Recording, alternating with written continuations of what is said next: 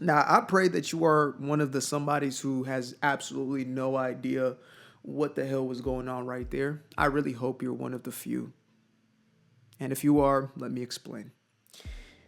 There was a rally held not too long ago by a political candidate by the name of Kamala Harris, um, Democratic representative, who essentially felt it was necessary to bring Meg the Stallion, who, if you don't know who that is, do your own research. I'm not even finna go any level of deep there. I'm not gonna give her any more promotion than I feel she needs for what she represents.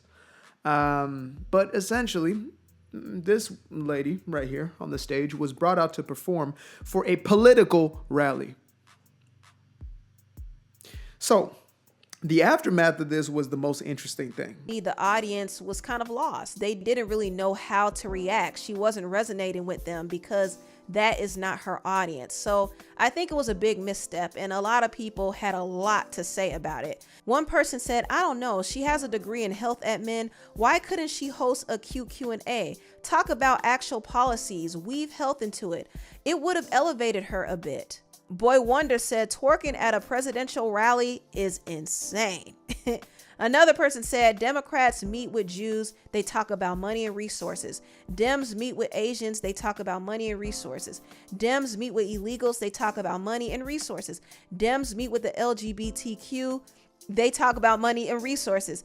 Democrats meet with black people, it's party and BS. Right? There was a multitude of videos that were essentially showing kind of outrage, backlash, more specifically from, women of the same community that Meg is from and that Kamala claims to be from. Now, mind you, this is not a political channel, but when things start to get this ridiculous, I simply have to give my own opinion, at least to give some sort of perspective as far as what might be going here psychologically. And again, like, what are the solutions for where we seem to be heading, not just as a nation, but this has become a global phenomenon where we are creating and perpetuating this culture of dysfunction. So that being said, there was an interesting interview that I ran by a while back by a lady by the name of, Lord help me pronounce this last name correctly. I'm tripping. I never actually read the last name before. I just saw a whole lot of letters. It's Montgomery. So it's what? Mykayla Montgomery. It's a dope spelling of Mykayla, by the way.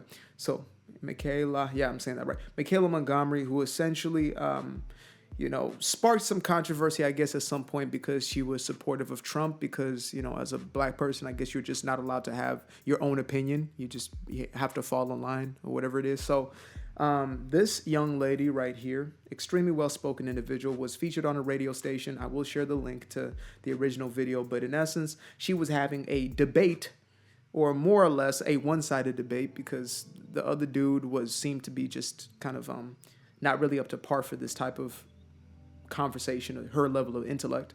But yeah, she essentially was breaking down why this is problematic. So I feel this is, a perfect kind of back and forth in which I could just really respond, give my own little 2 cents, as well as, having the larger overall consciousness of the people who may look like we look like, but do not stand behind this foolishness.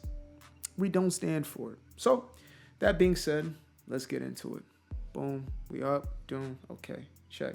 Last thing you want is anything not recording while you getting in some fire ass content. So sometimes the paranoia just got me checking 2-3 times at a time. So anyway, let's get into this. Our entertainers. The video is titled, Our Entertainers Are the Worst Representation of Black Culture. So let's get into it. Literally anybody. I don't really care what it is you do in your personal life. Like, I don't know what Suki Hana necessarily would vote for, but I know what her music says. And even if she brought Suki Hana out, people would have came to see her. So you don't have to go up there. Like, if we're talking about Black women representation and you're in a room with a Black woman who's vying to be president of the United States, why would you be the other Black woman in the room doing everything that we say we don't want to be represented as? We don't want to be sexualized. We don't want to be the girls that are expected to twerk. We don't want men to feel like they can just come up and violate us. Yet you would promote that on a world stage with somebody who's trying to be a world leader. Well, like, this is who we are, and I feel like you connect best to this audience. Well, I don't think the people that listen to Meg or Meg supporters want to be over sexualized. I don't think they want to be why assaulted. Would you put that on a world stage? That wouldn't again because women like women like about representation. Exactly, and women like that exist. There are women. There are educated women. And they don't act like that at work. That's her job, though. That's Megan Thee Stallion's job. Megan Thee Stallion has shown up to plenty of places, like when she went to court and did not do all that. Of course, because court is not an entertainment arena. But I'm saying what about politics is supposed to be an entertainment arena? Donald Trump being on Aiden Ross stream, is that?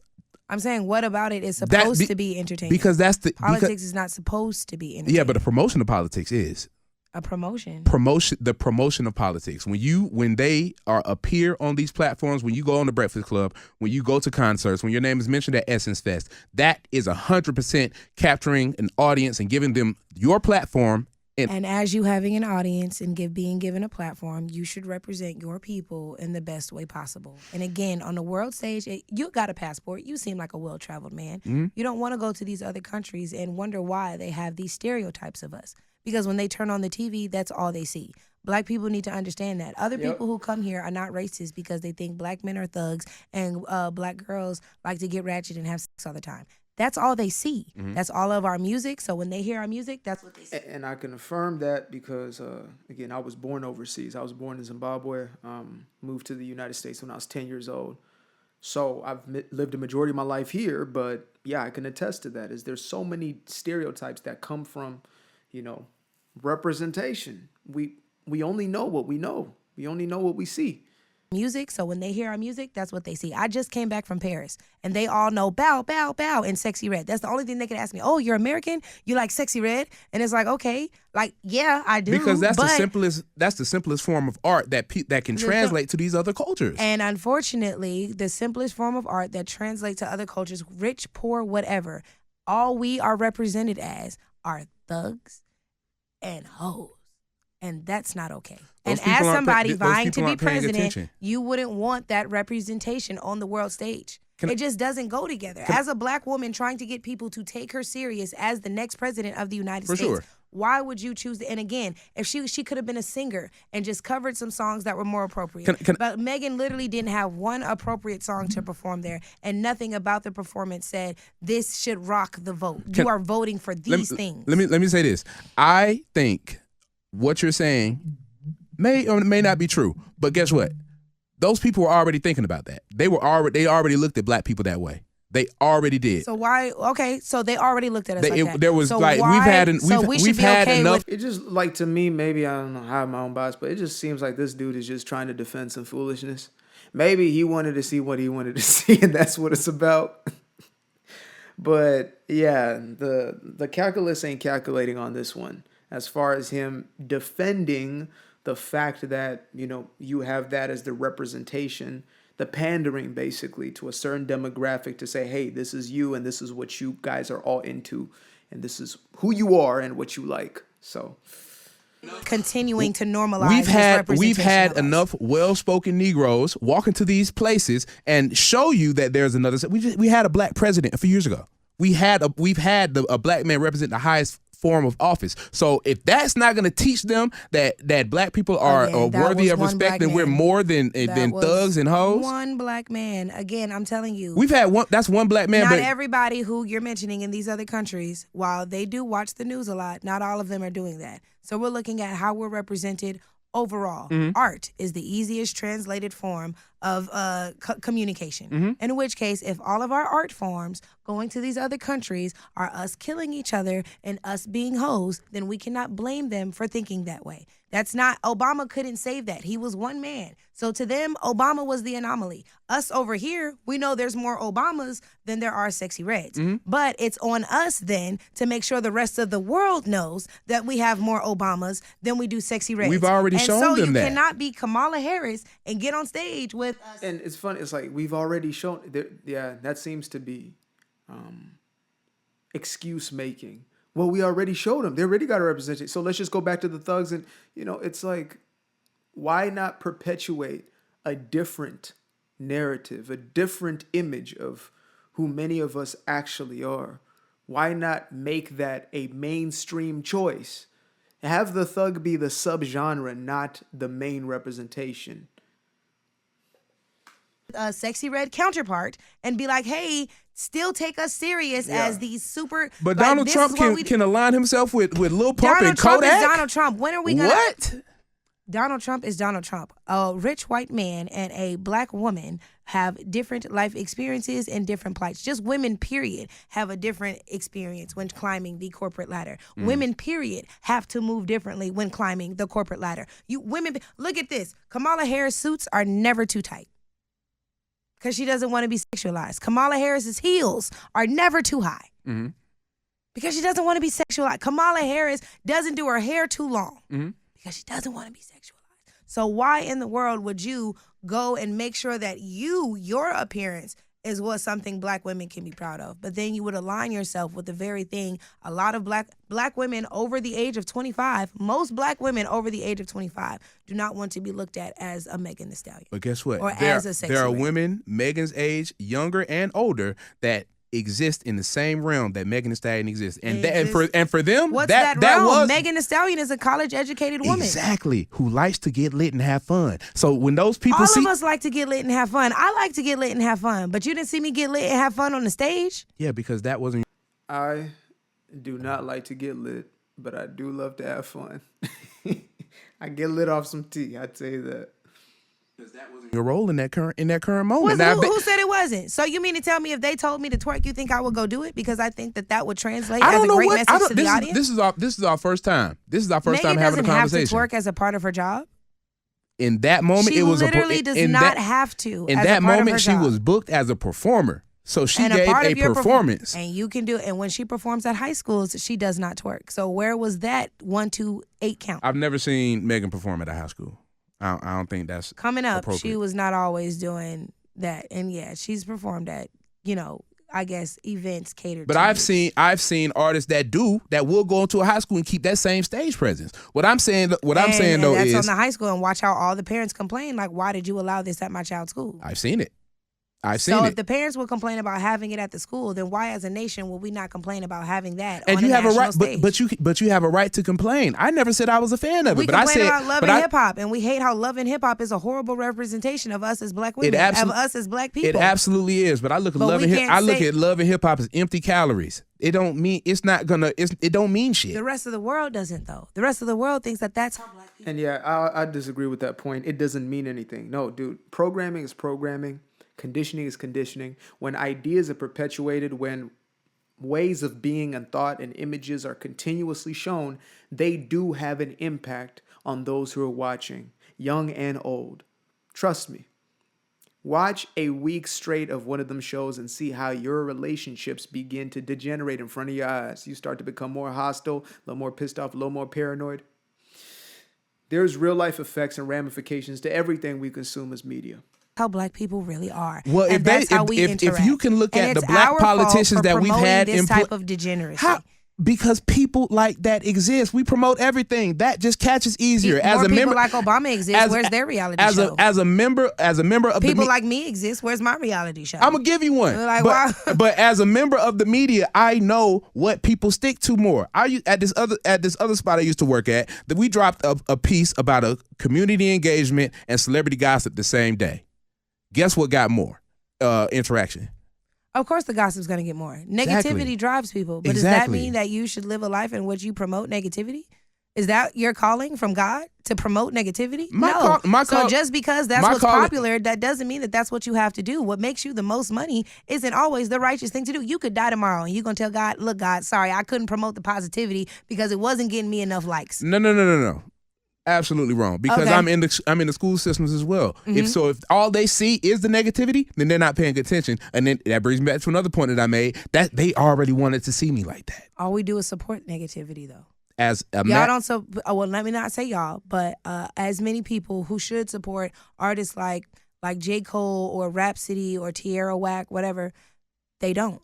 But we support the Megan Thee Stallions, the Young Thugs, the Sexy Reds, and their music is great. We're not going to deny their talent. But in regards to who we want to represent us on a national stage, whose streams do we hope get billions of worldly views, it should be these artists who promote positivity within the community and over artists who promote that we So there is a little bit of truth in what he's saying as far as, well, this is just what's selling. However, what you push perpetually, what you sell as popular is what most of the population is going to gravitate towards.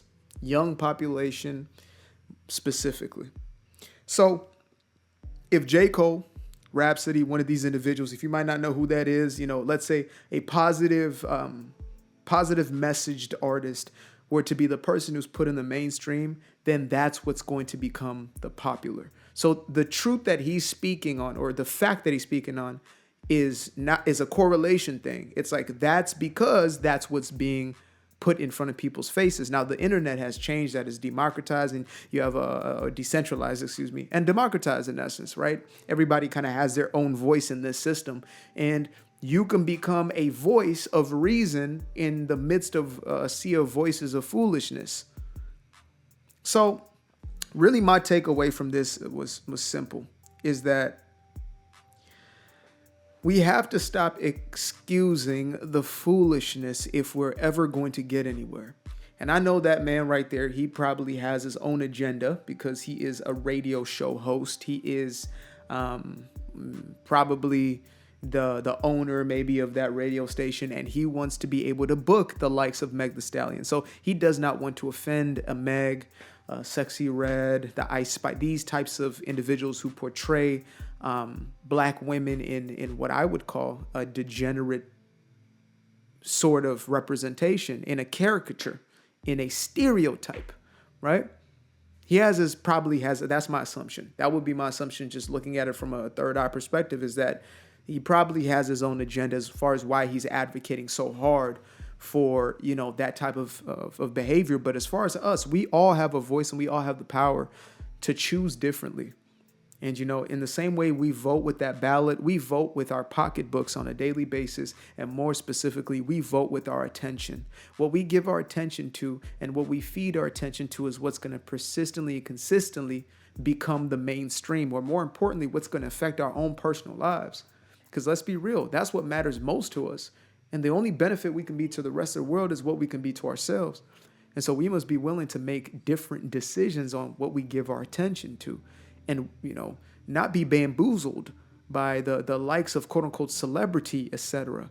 Right? I'm going to eventually make a video just on the celebrity worship aspect of our culture. But, this was something that came back to mind. I made a decision that I wanted to do all sorts of content that I was maybe a fan of or inspired to do, I wanted to do. I stopped holding myself back. And so I said, okay, I'll do some of these more, review type of videos. Now I made the decision, I'm no longer going to consume content for the sake of just consuming. But if I do, it's going to be with y'all in this format. And we're going to really break things down and think of things a little deeper than just, what meets the eye per se, or what meets the ear. But again, when I see these sorts of things going on, it doesn't leave me in a jaded place, because I am just a hopeful optimist. That is just my overall personality. I do believe things inherently get better and better so long as we continue to, make the decisions that lead to that.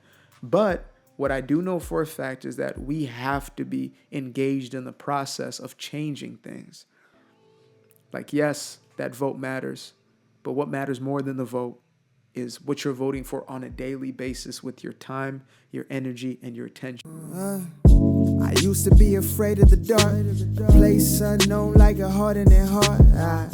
I used to see my life in the bar, now the kids unchained, every shackle is lost. 2 steps in the moonlight, 2 step in the daytime.